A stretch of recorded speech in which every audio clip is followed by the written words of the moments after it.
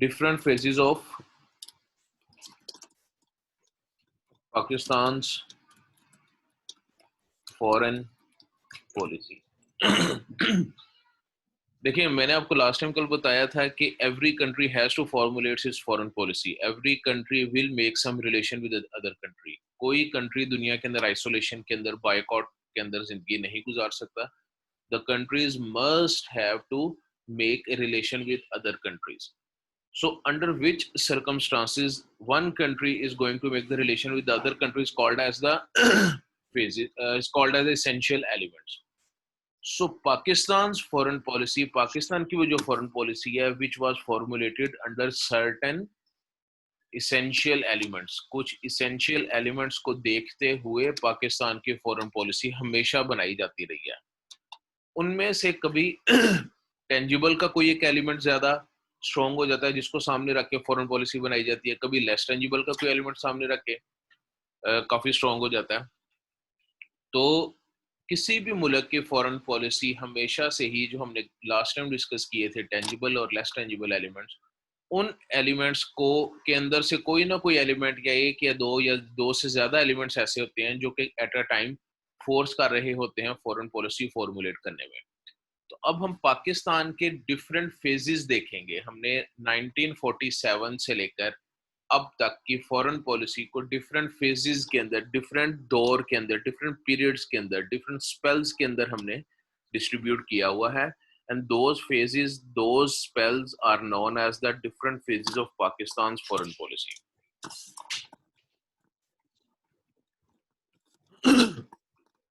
सबसे पहले हम ये देखते हैं, ब्रीफली देखेंगे. एग्जाम के अंदर ये एक एक दो नंबर से ज्यादा नहीं आएगा. I would just ask the name of the phases of Pakistan foreign policy, या उन फेजेस के अंदर से कोई एक चीज ऑब्जेक्टिव के लिए मैं पूछ सकता हूँ. ज्यादा लंबा चौड़ा क्वेश्चन नहीं है ये, बड़ा सिंपल सा ब्रीफ सा क्वेश्चन है.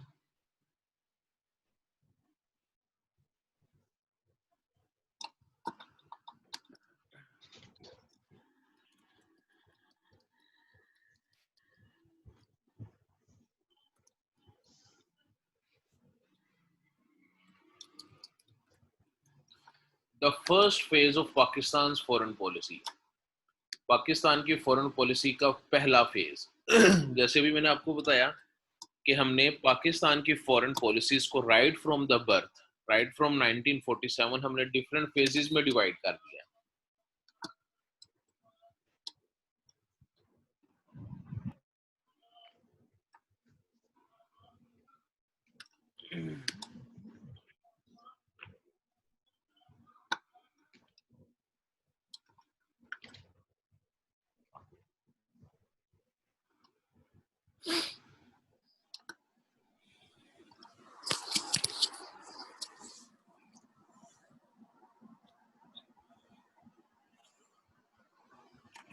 तो हमने पाकिस्तान की फॉरेन पॉलिसी को डिफरेंट फेजेस के अंदर डिफाइन किया हुआ है, डिवाइड किया हुआ है. और जो पाकिस्तान की फॉरेन पॉलिसी का पहला फेज है, the first phase of Pakistan foreign policy, which is called, there is a specific name. Pakistan की फॉरेन पॉलिसी के पहले फेज का जो हिस्सा है उसका एक स्पेसिफिक नेम है.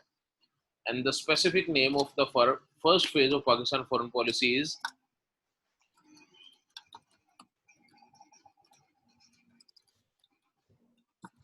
the specific name, friendship with all. ये जो पॉलिटिकल साइंटिस्ट हैं, उसके बाद इंटरनेशनल रिलेशन के एक्सपर्ट हैं, उन्होंने पाकिस्तान के पहले फेज को एक स्पेसिफिक नाम दिया है और वो नाम है दी फ्रेंडशिप विद ऑल. अब इस फेज के नाम से ही आपको पता चल रहा है कि what does it mean by the friendship with all. मैंने आपको लास्ट टाइम भी कल क्लास के अंदर एक मिसाल दी थी कि when you are a new in class, this is your first day in your class, तो आप जब पहले दिन क्लास में जाते हैं तो you don't proceed for any type of relation, even good relation, even bad relation. आप किसी के साथ लड़ाई झगड़ा नहीं करते, किसी के साथ आप दोस्ती नहीं करते, किसी के साथ आप, तो you were just a neutral person. आप एक न्यूट्रल पर्सन होते हैं. तो Pakistan was just like as a neutral country in the first phase of Pakistan's foreign policy. Pakistan was looking for the friends, Pakistan was looking for the foes, Pakistan was looking for the helpers, Pakistan was looking for the sympathizers. तो पाकिस्तान ये सब चीजें देख रहा था कि who will be my friend, who will be my enemy, who will be my sympathiser, who will be my supporter. तो जो पहला फेज है पाकिस्तान की फॉरेन पॉलिसी का वो कहलाता है दी फ्रेंडशिप विद ऑल। हर आदमी के साथ फ्रेंडशिप है, no any hard relation, coercive relation with other countries. तो और उसका एक स्पेसिफिक पीरियड भी है इसका एक स्पेसिफिक पीरियड है, स्पेसिफिक टेन्योर है, 1947 till 1953. This is a specific tenure and a specific period for the first phase of Pakistan foreign policy, which is called as the friendship with all. ये पाकिस्तान के पहले phase का बाकायदा नाम।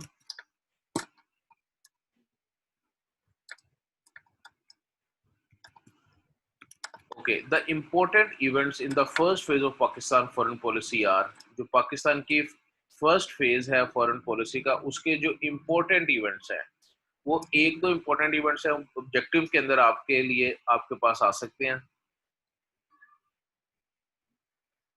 वो मैं आपको लिखवा देता हूँ।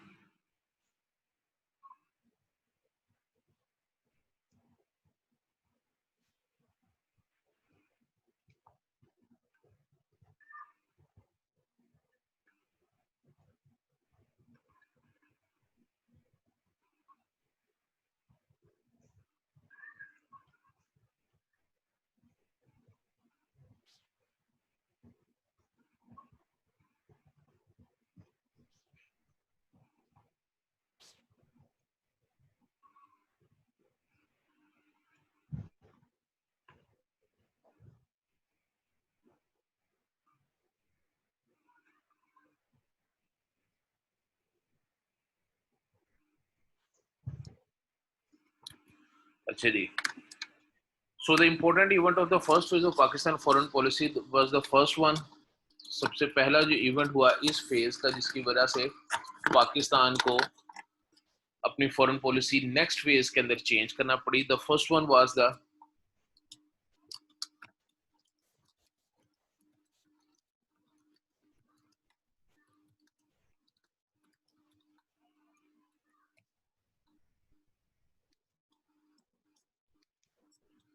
war with India on Kashmir issue in 1948. Pakistan had a first war, very first war, on very initial days of Pakistan's birth in 1948 with the India.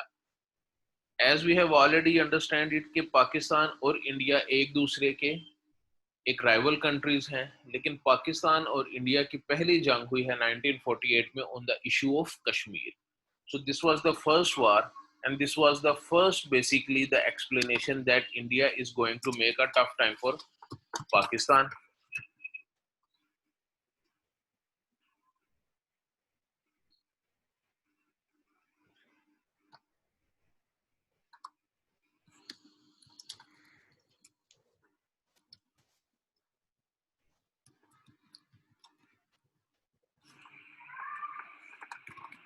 Okay, the second point is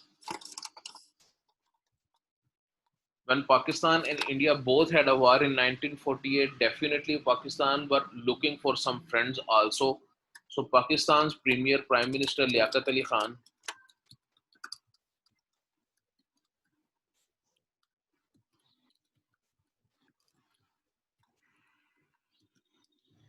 visited America in 1941।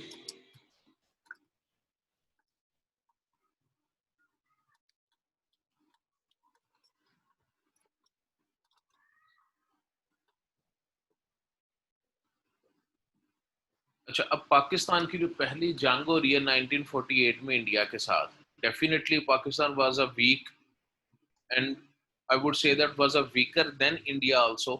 Pakistan was a weak nation at that time, और Pakistan India से भी कमजोर थी, but still we had a war with India in 1948। और 1948 की उस वार के बाद पाकिस्तान ने कश्मीर के कुछ इलाके आज़ाद करवाए, और वो कश्मीर के इलाके आज़ाद करवा के अब वो कहलाते हैं आज़ाद कश्मीर और Gilgit and Baltistan. So after this war, Pakistan was under severe threat from India every time. हर वक्त यही थ्रेट था कि India will attack on Pakistan, India will attack on Pakistan now and then. So Pakistan was looking for a good friend who will support us against India, जो हमें India के against support कर सके. So at that time also America was a superpower. Right after Second World War, America proved its supremacy after dropping 2 bombs on the Hiroshima and Nagasaki, and there was the collapse of previous superpower, just like as England, France, Germany, USSR, and there rise another superpower which was called as the America. So Pakistan also decided to visit America in 1951 to have a good relation with powerful countries. Okay. So these 2 points are very important points in the formulation of Pakistan foreign policy. सबसे पहले है दी war. Pakistan की India के साथ war और दूसरा पाकिस्तान के America के साथ रिलेशन. अब ये जो वॉर है इंडिया के साथ 1948 की, it will help Pakistan to formulate the second phase of Pakistan foreign policy. So the friendship with all was the first phase, and during this first phase, there were 2 important points: the war with India on Kashmir issue in 1948, and the visits of Pakistan Prime Minister Liaquat Ali Khan to the America in 1951.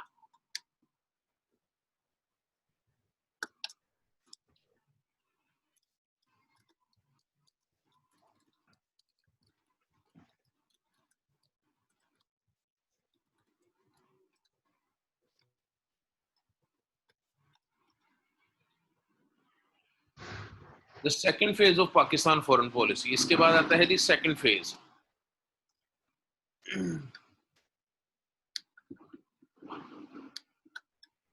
The second phase of for Pakistan foreign policy, and just like as the first phase की तरह, the second phase also contains a specific name. There is a specific name for the second phase of Pakistan foreign policy. जिस तरह पहले phase की एक specific name था, and that name was a friendship with all, और उसका एक specific tenure भी था 1948 से लेकर 1953.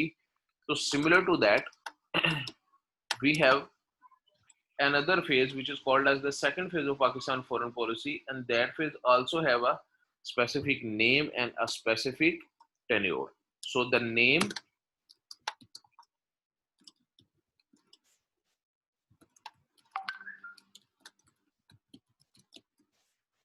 alignment towards west, ये है जी इसका specific name, और उसका specific tenure है 1953, which was the ending year of the first phase 1953 till 1962.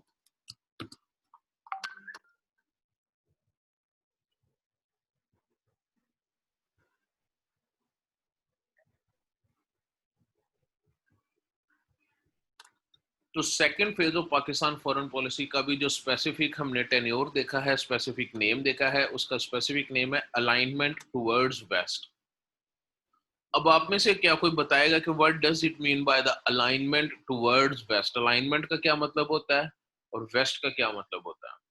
और फिर इसको हम एक्सप्लेन करने की कोशिश करेंगे 3-4 पॉइंट्स के अंदर ऑब्जेक्टिव के लिए, कि why Pakistan formulated this phase of Pakistan foreign policy which is called as what was the reason behind this phase of Pakistan foreign policy. ये हम देखने को चाहिए.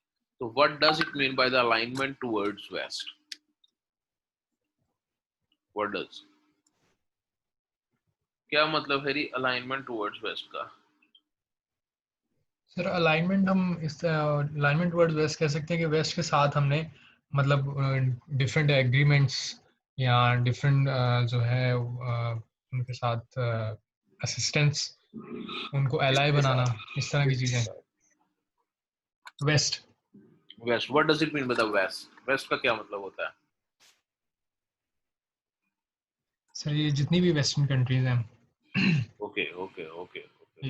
इस साइड पे जो सिविलाइजेशंस हैं इनकी. ठीक है.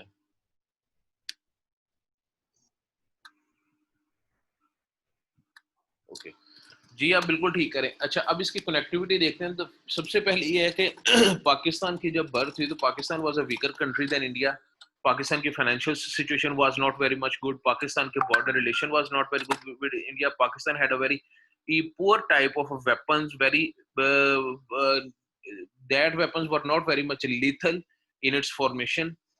So Pakistan all in all was very nascent बहुत वीक था जब पाकिस्तान की पैदाइश हुई, बहुत नेसेंट था, बहुत फ्रेजाइल किस्म का था.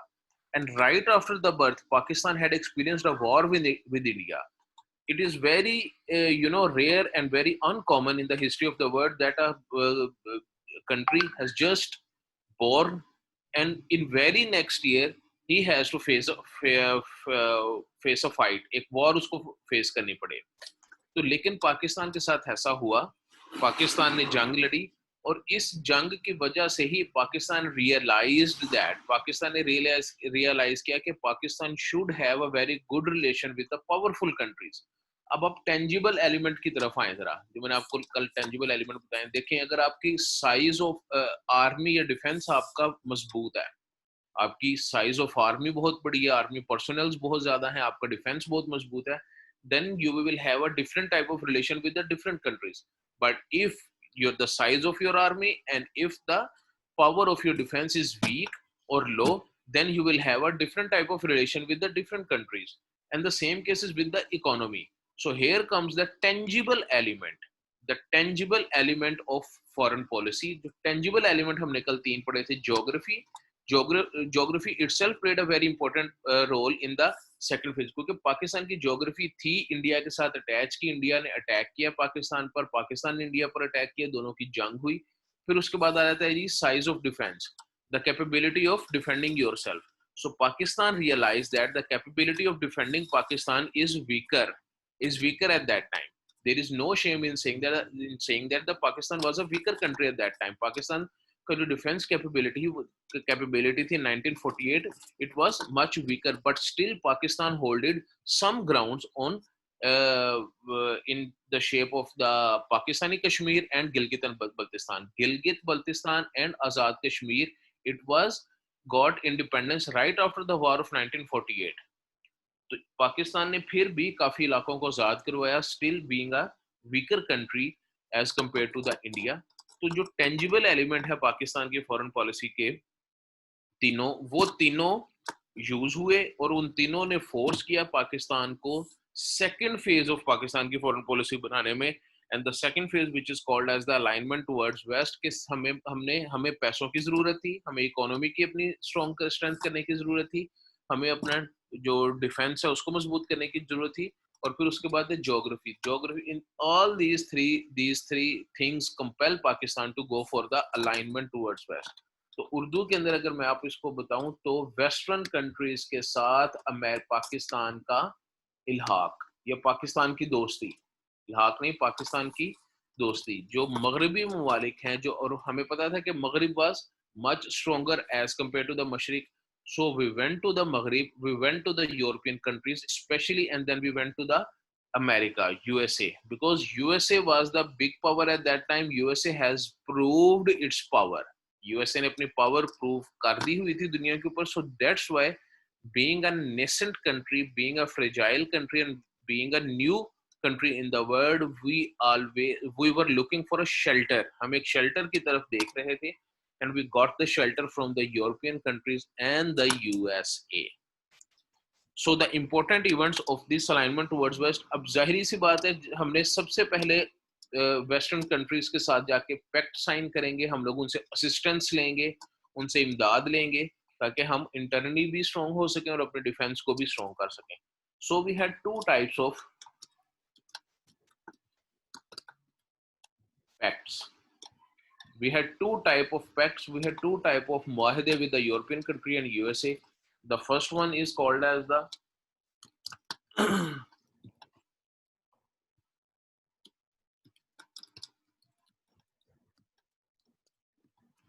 multilateral defense pact, and the second one is called as the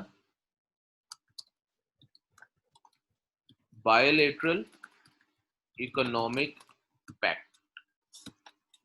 हमने दो काम किए इस फेज के अंदर. पाकिस्तान की second phase of Pakistan foreign policy जो 53 से लेकर 62 तक चलती है, इसमें हमने दो मेजर काम किए.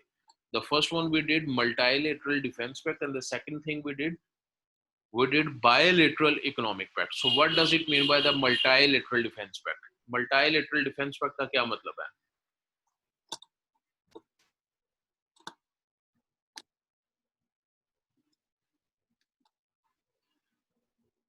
नहीं पता सर। मल्टीलेटरल का क्या मतलब होता है? ये सर मल्टीलेटरल मल्टीलेटरल, तो आप मल्टीलेटरल शायद आप प्रोनाउंस करते हैं, मैं इसको मल्टीलेटरल करता हूँ। इसको मल्टीलेटरल, आप इसका क्या मतलब होता है मल्टी का? मल्टी का मतलब होता है जी दो से ज्यादा। ठीक है, आपने मल्टीपर्पज लफ्ज जी सुना होगा, मल्टीनेशनल कंपनी सुना होगा, मल्टी कलर लफ्ज सुना होगा। जी तो ये जो मल्टी का मतलब होता है ना, this is use for the quantity, यानी मोर देन टू जिस जितने भी उसके अंदर चीजें होंगी वो कहलाती हैं जी मल्टी। जैसे आप मल्टीनेशनल हम्म, कंपनीज की बात करते हैं, तो मल्टीनेशनल कंपनीज की बात है एक ऐसी कंपनी जो दो से ज्यादा ममालिक के अंदर काम कर रही है, तो उसको कहते हैं मल्टीनेशनल कंपनी। जो दो होती है उसको कहते हैं बायलेटरल, दो तरफा। बाय, यूनी का मतलब होता है एक, बाय का मतलब होता है दो, मल्टी का मतलब होता है दो से ज्यादा। तो वी डिड मल्टीलेटरल या मल्टीलेटरल डिफेंस पैक्ट, हमने दिफा के दो से ज्यादा या कसीर तरफा मुआहदे किए। उर्दू के अंदर आपको मैं अगर बता दूं तो दिफा के कसीरुल तरफा मुआहदे, यानी इसमें दो से ज्यादा फ्रीकैन मौजूद थे, दो से ज्यादा कंट्रीज मौजूद थे। So we had a first जो हमने पहला मल्टीलेटरल डिफेंस पैक्ट है, जो पहला मल्टीलेटरल डिफेंस पैक्ट है, this is called as the SEATO, SEATO, SEATO, SEATO. Have you ever heard about this? SEATO का नाम सुना है कभी? इन 1954, 1954 के अंदर वी हैड अ सीटो। सीटो एक नाम है एक ऑर्गेनाइजेशन का, which is called as the जी South East Asian Treaty organisation.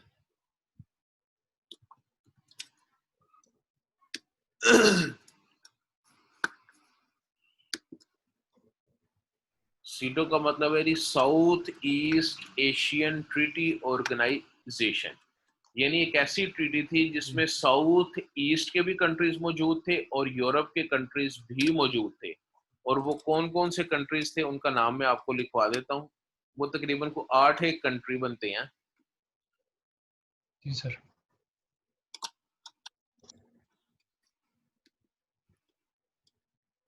Australia, France, बरतानिया, New Zealand, Pakistan, Philippine, Thailand and the US. Australia, France, बरतानिया, New Zealand, Pakistan, Philippine, Thailand and the United States. So the combination, the cluster of these 8 countries were known as the CETO 1954। 1954 में ये बनी, और इसका एक और नाम भी है, क्योंकि ये फिलिपाइन का कैपिटल मनीला के अंदर इसका हेड ऑफिस था। The head office of the SEATO was in the Manila, and the Manila is the capital of Philippine. So with this association it is also called as the Manila pact. Manila pact भी, SEATO pact भी इसको कहते हैं, इसको Manila pact भी इसका नाम कहलाता है। And the head office this of this SEATO was in Manila, which is the capital of the Philippines. So Manila Pact, CETO. Now, question here is that why Pakistan went into this multilateral defense pact, and against whom? Against who Pakistan made this pact? So the simple is that Pakistan was looking for a shelter. Pakistan was looking for powerful countries to support if there will be any war with the India. देखिए ये defence pact है, मैंने आपको बताया multilateral defence pact, कसीर तरफा दिफा का मुआहदा। इसका मतलब ये है कि इस मुआहदे के अंदर जो पहले पहले जमाने में भी लोग करते थे कि कबीलों के आपस में मुआहदे होते थे कि अगर किसी मुआहदे में शामिल किसी एक कबीले के ऊपर किसी बैरूनी कबीले ने अटैक किया, तो that attack will be considered as attack on the entire pact. तमाम कबीलों के ऊपर ये अटैक तस्वुर किया जाएगा। तो यही पाकिस्तान ने भी किया कि if there will be any attack, if there will be any attack on these member countries, ये जो सीटों के मेंबर कंट्रीज हैं इनमें से किसी पर भी किसी भी कंट्री ने अटैक किया, तो that attack will be considered as attack on complete CETO countries, and the all CETO countries will respond and will provide help to the victim। जो विक्टिमाइज हुआ है, जिसके ऊपर अटैक हुआ है, उसको तमाम। अब इसका मतलब है कि अगर पाकिस्तान के ऊपर इंडिया दोबारा से अटैक करता है, So that attack will be considered as on Australia, France, Britannia, New Zealand, Philippines, Thailand, and US. And all the countries will come to rescue Pakistan and for the help of Pakistan against that attack. So Pakistan was quite happy. Pakistan was quite happy with that pact कि पाकिस्तान ने ज़्यादा मुल्कों के साथ और अपना defence pact कर लिया है and now Pakistan will be a secure country against the threat of India. Okay, so the second multilateral defense pact. The second multilateral defense pact which Pakistan, CENTO.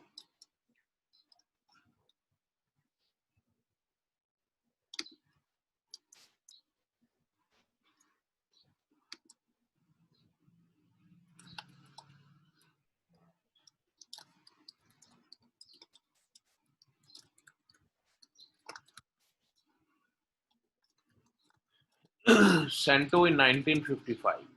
The second multilateral defense pact which Pakistan had, it was called as the CENTO.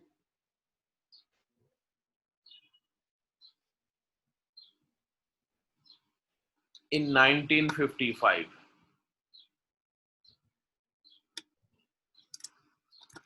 So the member countries of the CENTO, what does it mean by the CENTO? CENTO का मतलब है the Central Treaty Organization. और इसके जो member countries हैं उसके अंदर Iraq, Iran, Turkey, again UK, बर्तानिया, and then USA. And the head office of this organization was in Iraq, the capital of the Iraq, Baghdad. So with this association, it was also called as the Baghdad Pact. इस इदारे का जो head office था, इस organisation का जो head office था, it was in Baghdad. So it was also called as the Baghdad pact. So Pakistan के दो तरह के मल्टीलैटरल डिफेंस पैक्ट हमने कर लिए. एक हमने कर लिया ईस्ट और वेस्ट के साथ, जिसके अंदर ज्यादा फ्रांस, इटली, बर्तानिया, New Zealand, Philippine, Thailand and USA. And the second multilateral defense pact we did with the Muslim countries with the help of the UK and USA. Iran, Iraq, Turkey, and of course Pakistan was also the member.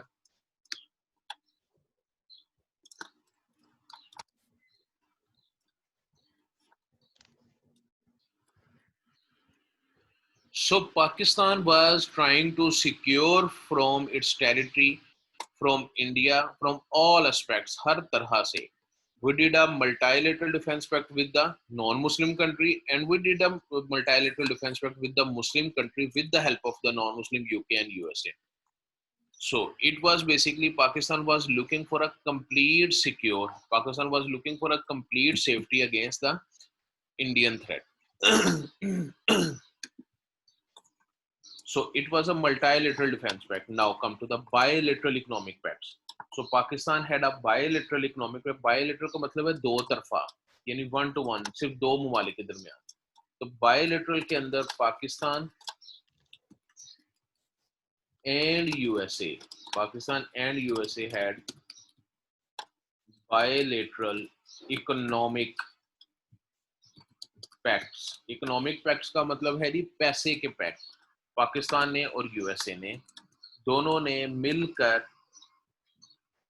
Pact sign किया which is called as the bilateral economic pact.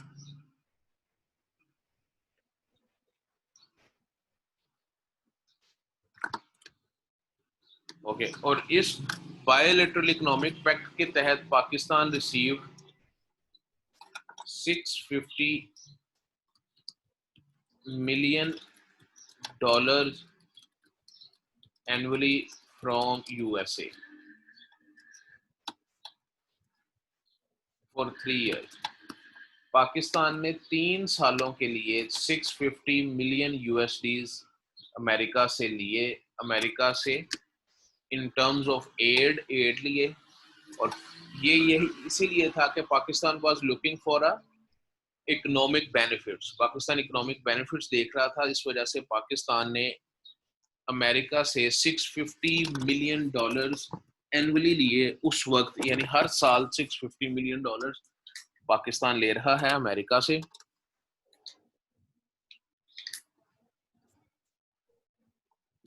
ताकि अपनी economy को मजबूत कर सके, economy को support कर सके। एंड अगेंस्ट दिस, और इसके बदले के अंदर what Pakistan did to USA. यहाँ पर बड़ा इंपॉर्टेंट क्वेश्चन एक राइज होता है कि देखिए बायोलेटरल का मतलब है दो तरफा, यानी अगर पाकिस्तान कुछ रिसीव कर रहा है तो then Pakistan should must give something, give and take, Pakistan को कोई चीज देनी भी पड़ेगी। So what did Pakistan give to the America? ये यहाँ पर बड़ा एक मजे का क्वेश्चन है, और यहाँ से ही आगे हमारे डिफरेंट फेजेस मजीद चलेंगे इस चीज के ऊपर, वो डिपेंड कर रहे हैं कि what Pakistan offer to America. क्योंकि पाकिस्तान क्या ऑफर कर सकता है अमेरिका, और दो तरफा ताल्लुकात है। दो तरफा का मतलब है दोनों फरीकैन आपस में एक दूसरे को फायदा दे रहे हैं। both the nation, both the parties are in win-win relation with each other. तो पाकिस्तान ने क्या चीज उसको प्रोवाइड की होगी जी? कोई आप बता सकते हैं? सर एक्सपोर्ट्स ही हो सकती हैं, जिस तरह हमारी एग्रीकल्चर बेस्ड कंट्री है, सो अनाज हो सकता है। यानी अनाज पाकिस्तान दे रहा है यूएसए को? जी, मतलब कुछ इस तरह की एक्सपोर्ट्स हो सकती हैं।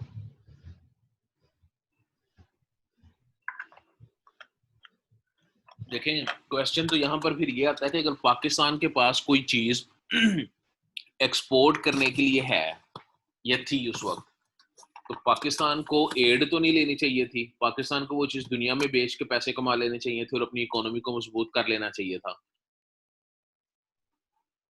अगर इसकी मिसाल ऐसे ही है कि अगर आपका कारोबार, आपकी फैक्ट्रियां चलती हैं तो आपको उधार लेने की तो जरूरत नहीं है ना, आप अपनी फैक्ट्रियों का सामान बेचें, माल बेचें, प्रोडक्शन बेचें और आप पैसा कमा लें।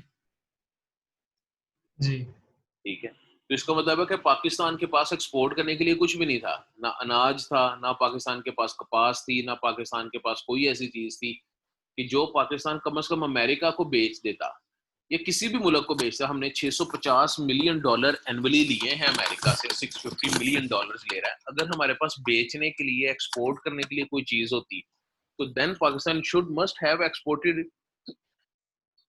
पहले तो उसको एक्सपोर्ट करना चाहिए ना, तो उससे पैसे आ जाते हैं। लेकिन इट मीन्स के that Pakistan had nothing at that time, उसका पाकिस्तान के पास कुछ भी नहीं था which can make earning, which can make money for Pakistan. वो कुछ भी नहीं था पाकिस्तान के लिए। लेकिन पाकिस्तान के पास एक चीज थी जो वो यूएसए को दे सकता था, वो क्या है?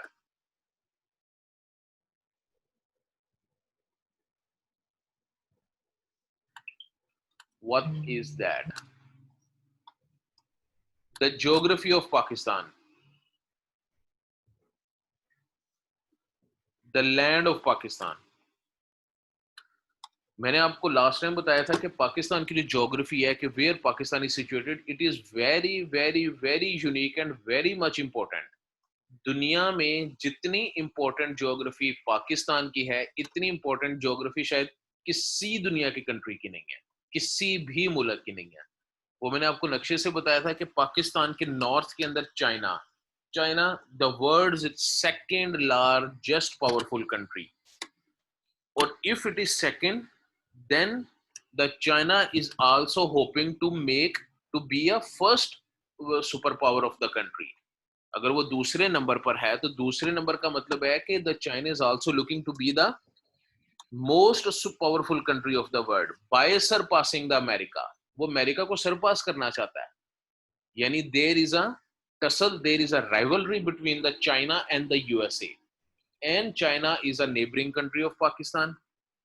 So this is very unique geography of Pakistan. And at that time 1955 के अंदर, we are talking about the 1955, when Pakistan and America had a bilateral economic relation, and America provided $650 million for each country for consecutive 3 countries. Then what Pakistan provided the USA? Pakistan provided USA the land, अपनी जमीन provide की against whom, against who, against USSR. जिस तरह मैं आपको बता रहा हूं कि China is the second number power, 1955 के अंदर USSR was the second super power right after America. So both the countries, the USA and USSR, both the countries were trying to surpass each other, एक दूसरे को नीचा, एक दूसरे को सरपास करने के लिए there was a race, there was a huge race between USA and USSR in every aspect of the life. In every aspect of the life, USA was in a race to be a superpower in economy. USSR was also in a competition in economy. वो भी अपनी economy को boost कर रहा है. USA अपनी race के अंदर लगा हुआ है अपनी फैक्ट्रियां बढ़ाने में. यूएसएसआर भी अपनी एक्सपोर्ट्स बढ़ाता जा रहा है. यूएसए वेपन्स बढ़ा रहा है, वेपन प्रोडक्शन बढ़ाता जा रहा है. यूएसएसआर भी अपनी वेपन प्रोडक्शन बढ़ाता जा रहा है. यूएसए एटॉमिक वेपन्स बढ़ाता जा रहा है अपने. यूएसएसआर भी एटॉमिक वेपन बढ़ाता जा रहा है अपने. यूएसए स्पेस टेक्नोलॉजी अचीव कर रहा है. USA had a space programme. USA ने चांद के ऊपर इंसान उतार दिया. यूएसएसआर ने भी चांद के ऊपर इंसान उतार दिया. So there was a race between दो super power, USA and USSR. So both the countries was in a race, and that fight is known as the Cold War. Have you ever heard about the concept of a Cold War?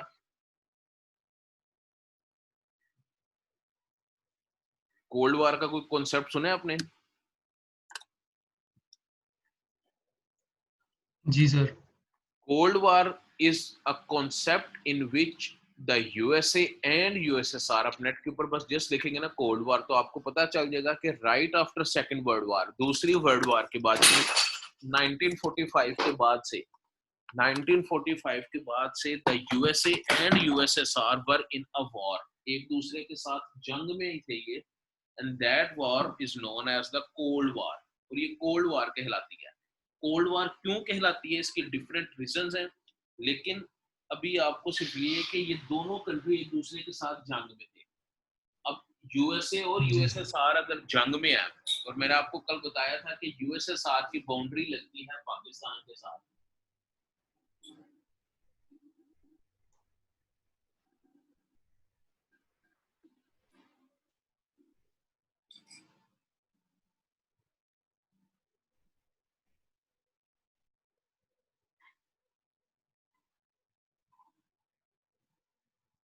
USSR की boundary लगती है पाकिस्तान के साथ.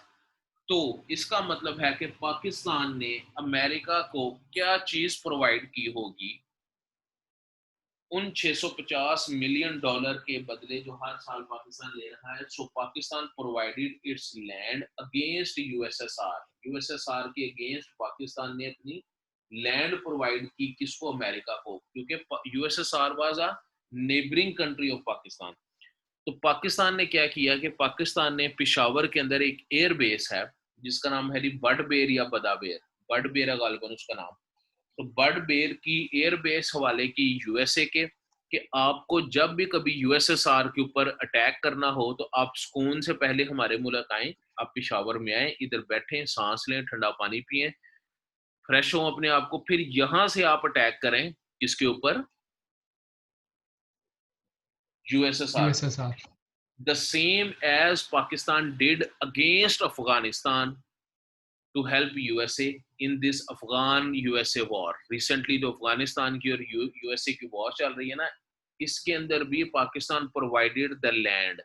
अपनी air bases दी, अपनी land दी America को कि जनाब आपके फौजी आए, डायरेक्ट अफगानिस्तान पे अटैक ना करें, इधर आए, कुछ दिन ठहरें, हम लोग उनकी सेवा करेंगे, उनको फ्रेश करेंगे, और फिर यहाँ से वो जाकर अटैक करें. किसके ऊपर? अफगानिस्तान के ऊपर. Afghanistan. The same we had experienced against USSR. USSR के साथ भी, क्योंकि हमारे पास देने के लिए भाई कुछ भी नहीं है, ना पैसा है, ना एक्सपोर्ट्स हैं, ना हमारे पास कुछ स्किल्स हैं उस वक्त, ना हमारे पास, हम तो खुद लोगों से मांग रहे हैं. तो भाई हम क्या कर सकते हैं, हमारे पास ये जमीन है, ठीक है, आए यूज करें, एयर बेसिस यूज करें, इधर आए, हम आपको पूरा यूएसएसआर के खिलाफ एक इंटेलिजेंस सिस्टम देंगे कि क्या यूएसएसआर कर रहा है. क्योंकि यूएसए और यूएसएसआर के दरमियान थाउजेंड्स ऑफ माइल्स का डिफरेंस है, बहुत ज्यादा डिस्टेंस है. So USA was looking a neighboring state as a helper state, assistant state. तो Pakistan provide the help against USSR. तो पाकिस्तान ने USSR के against help provide की किसको? USA को. तो ये था जी the second phase of Pakistan's foreign policy.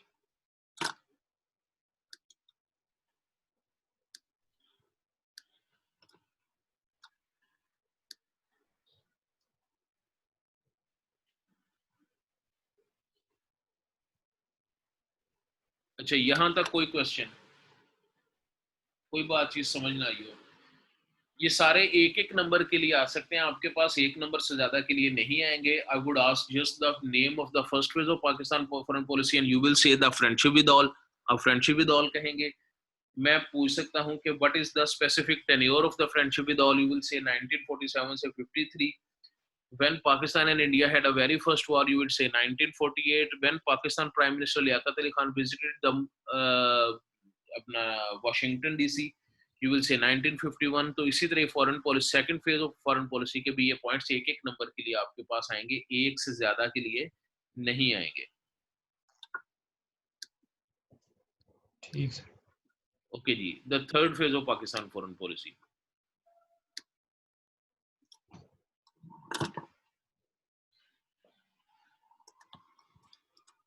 ये दोनों मैं रिमूव कर देता हूं।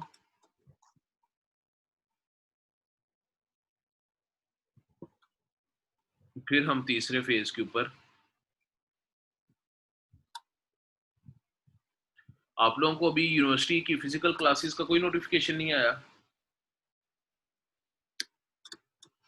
15 अक्टूबर का आया था, ईमेल आई है।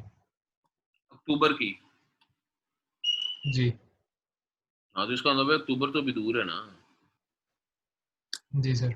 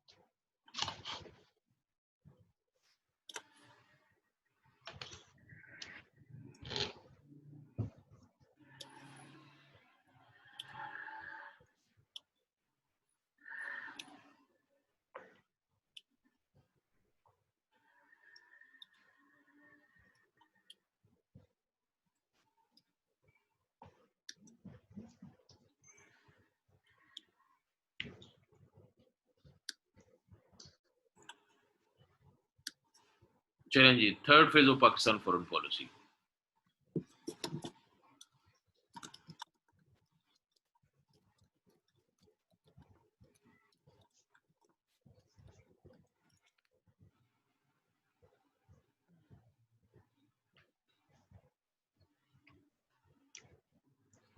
जी, just like as first or second phase of Pakistan foreign policy, this phase also contains a specific name.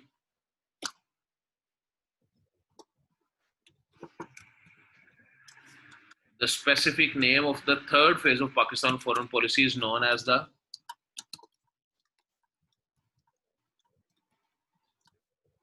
transition.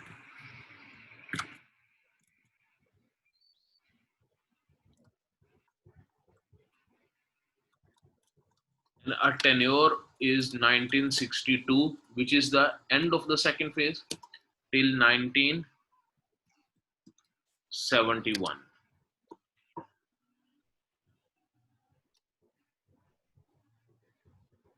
अच्छा जी, 1962 से लेकर 1971 the third phase of Pakistan foreign policy is known as the transition phase. Transition.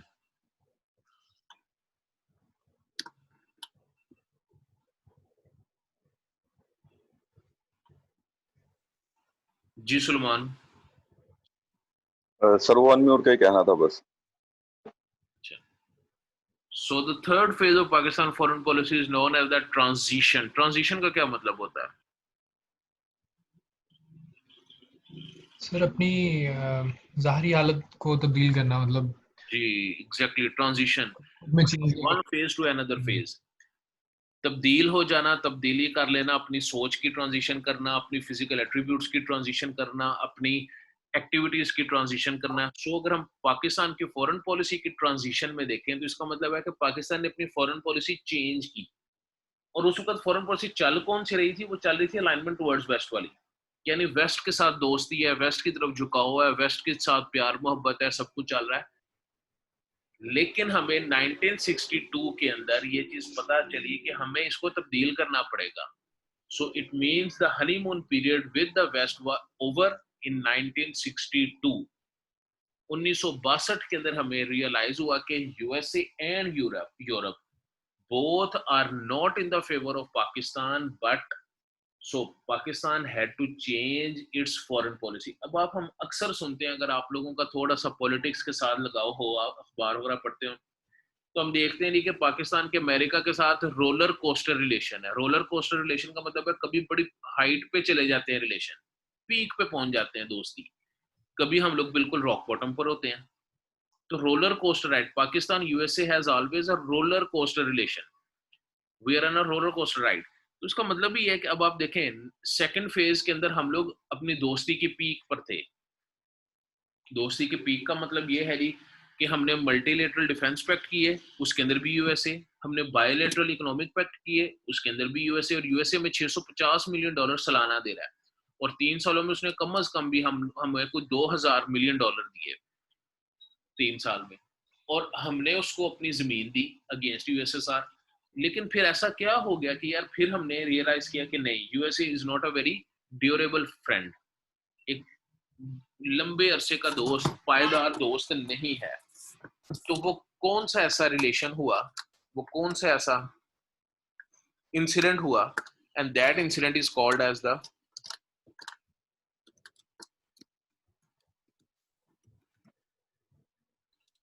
U2 spy incident of 1962. अब U2 spy incident in 1962 ये एक ऐसा incident है जिसके अंदर मैंने आपको बताया था कि अभी कि पाकिस्तान ने पिशावर की एयर बेस दी थी अमेरिका को अगेंस्ट यूएसएसआर.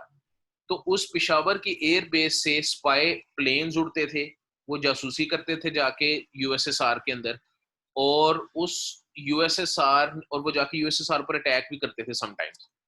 तो जो उनके स्पेशली जो एटॉमिक उनकी आर्सनल्स थे, एटॉमिक न्यूक्स थे, उनके ऊपर अटैक करते थे. यूएसएसआर ने वो स्पाई प्लेन पकड़ लिए. अब यूएसएसआर वाज वेरी सरप्राइज्ड कि ये प्लेन है ये अमेरिका के, और ये कहाँ से उड़ रहे हैं, ये उड़ रहे हैं पाकिस्तान से. So Pakistan was in the middle of destruction, क्योंकि यूएसएसआर को पता चल गया USSR was also another super power. Pakistan was nothing in front of USSR at that time. So Pakistan hurriedly asked America to help, क्योंकि Pakistan was all doing this just on the behalf of the USA. USA के कहने पर ये सब कुछ कर रहा था Pakistan. But USA didn't back Pakistan on this incident, and USA was just totally vanished from our back.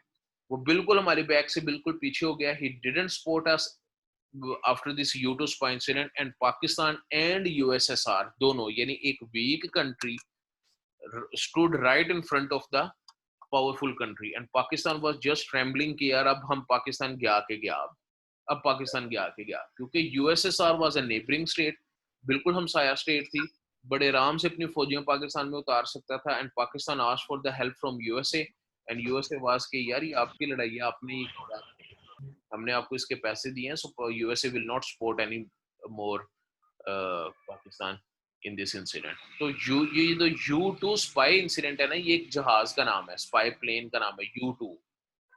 U2 एक स्पाई प्लेन का नाम है. सो U2 was captured by the USSR. USSR ने कैप्चर कर लिया, and USSR hurriedly was looking to attack on Pakistan, and Pakistan asked help from USA, and USA didn't come to rescue Pakistan, and in the end Pakistan got realized कि यार नहीं, this is not the way that USA should have behaved with Pakistan. So Pakistan should also look for other relation. तो पाकिस्तान दूसरों से भी हमें ताल्लुकात बनाने चाहिए, क्योंकि यूएसए के साथ हमारी दोस्ती को इतनी कोई वो ड्यूरेबल या वो नहीं है, in which Pakistan could have realized.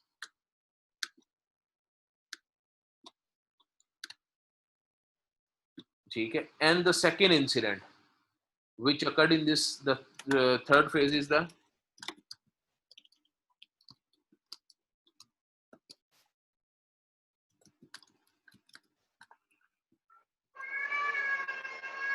Sino-India war.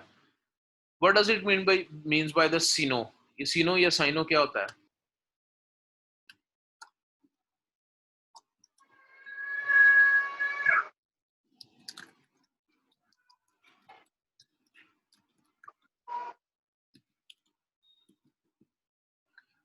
second name of China is Sino. The second name of China is Sino. जिस तरह हम लोग कहते हैं भारत के कई नाम है, भारत भी उसको कहते हैं, उसको हिंदुस्तान भी कहते हैं, उसको इंडिया भी कहते हैं. इंडिया उसका पॉलिटिकल नेम है, मतलब जब पॉलिटिकल ज्योग्राफिकली उसकी बात होती है तो उसको हम कहते हैं इंडिया. इंडिया के अंदर, वो दुनिया के अंदर इंडिया के नाम से, भारत, भारत जो इलाका है वो उनकी मजहबी किताबों के अंदर मौजूद है, यानी उस इलाके को वो भारत कहते हैं. जैसे आपने महाभारत भी नाम सुना होगा, उनकी मजहबी किताब, तो मजहबी किताबों में इस इलाके का नाम भारत है. और चूंकि वो हिंदुओं के रहने की जगह, तो हम उसको हिंदुस्तान भी कहते हैं. तो जब मुगल आए यहाँ पर तो वो उसको भारत नहीं कहते, वो हिंदुस्तान कहते थे, यानी द किंग ऑफ हिंदुस्तान. तो जब मुगल यहाँ से चले गए, अंग्रेज आए, तो अंग्रेज ने इस इलाके को इंडिया कहना शुरू कर दिया, दिस इज इंडिया. वो इंडिया के नाम से शुरू हुआ, लेकिन इंडियन लोग इसको अपनी मजहबी किताबों में भारत के नाम से जानते हैं. तो इसी तरह ही चाइना, दुनिया के लिए इसका नाम चीन या चाइना है, बट चाइनी जो लोग हैं वो अपने आप को सिनो कहते हैं, वी आर द सिनो. तो सिनो का मतलब है चाइना इंडिया वॉर 1962.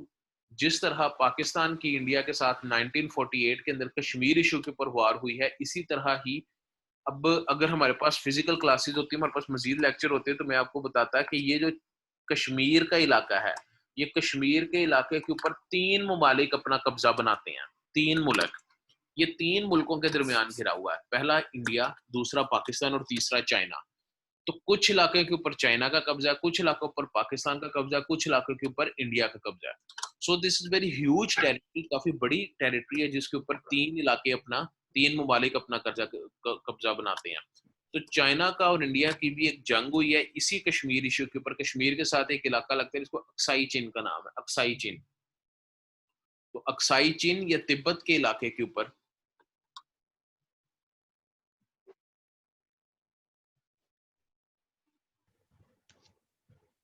जी साहब.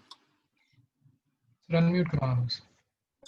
तो अक्साई चीन का जो इलाका है उसके ऊपर चाइना को और इंडिया का आपस में एक जंग हो चुकी है 1962 के अंदर.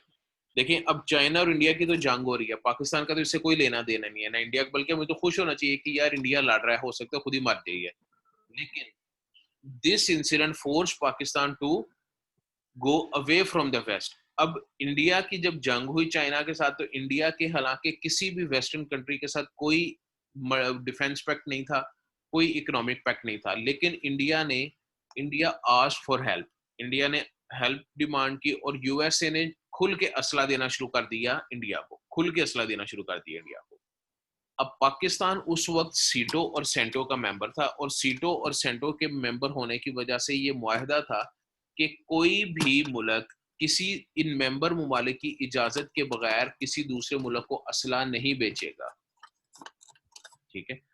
अब यूएसए ने असला फ्री में और बेचना शुरू कर दिया इंडिया को, तो पाकिस्तान डेफिनेटली आस्क्ड फॉर के लिए why USA is providing so much weapons to the India. तो यूएसए वाज लाइक कि यार ये तो चाइना के खिलाफ इस्तेमाल हो रहा है, लेकिन पाकिस्तान को पता था कि चाइना के खिलाफ तो जो इस्तेमाल होना ही होना है, ये असला डेफिनेटली इस्तेमाल होगा पाकिस्तान के खिलाफ भी. इट मीन्स के पाकिस्तान का एक दोस्त पाकिस्तान के दुश्मन मुल्क को असला दे रहा है, उसको मजबूत कर रहा है. So this was the second incident which Pakistan force Pakistan to go for the other phases, दूसरे अपनी ट्रांजिशन की तरफ जाए, अपनी फॉरेन पॉलिसी के ऊपर एक चेंज लेके आए. So this is the second incident. And the third and the last incident which forced Pakistan to have a transition relation, अपने alignment towards west से बिल्कुल दूर हो जाए, transition करे, 1965 war इंडिया. सीटो और सेंटो का बनने की रीजन ही ये थी कि पाकिस्तान को इंडिया से खतरा था, और पाकिस्तान ने सीटो और सेंटो की मेंबरशिप ली ही इसी वजह से थी कि यार अगर कभी इंडिया पाकिस्तान पर अटैक करेगा तो उस माहदे में शामिल तमाम ममालिक पाकिस्तान की हेल्प करेंगे. लेकिन no country help Pakistan in the war against India in 1965. No country, literally no country, no Iraq, no Iran, no Turkey, no New Zealand, no Philippines, no Thailand, no USA, no Britannia, no Australia, no New Zealand, no France, no USA.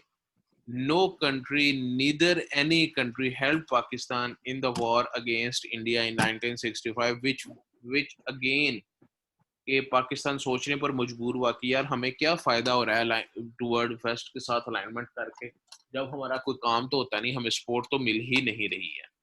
So this was the second time when third time, which forced Pakistan, which compelled Pakistan to go away from the alignment towards west. तो ये 3 incident हैं third phase of Pakistan foreign policy.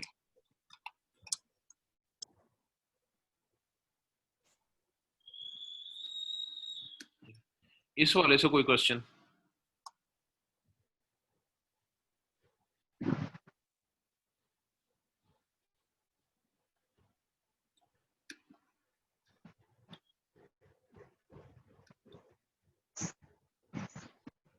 ठीक है sir. कोई question नहीं है? नहीं sir.